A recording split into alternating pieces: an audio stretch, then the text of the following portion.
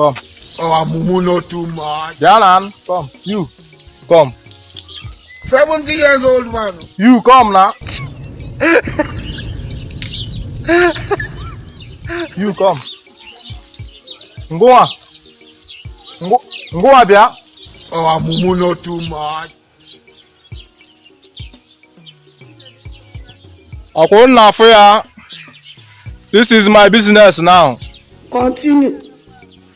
Ejere m ịgacha ọrụ na Lagos asị m na ọrụ adọrọ. No be juju be that. Ndị Enugu Hausa asị m na ọrụ adọrọ. Wee batazi ana Igbo wee fụzi ebe ndị Hausa na-achị efi. Continue. Ịghọtago ebe ahụ ka m nọ kịta. So ana m elezi efi kịta. Like ọ bụrụ na ị na-eme agbamnkwụ ma ọ na ị na-eme beria. Mumu man. Ị bịa na anyị nwere nnukwu efi. Ịghọtago ị na-anya ị ga-afụ efi juru ebe a niile. Ọ ife a ka anyị na-alụ kịta. O nwezi ihe ọzọ a na-alụ n'obodo a. No be juju. Ihe anọ bụ nke kwụrụ ụgwọ esole.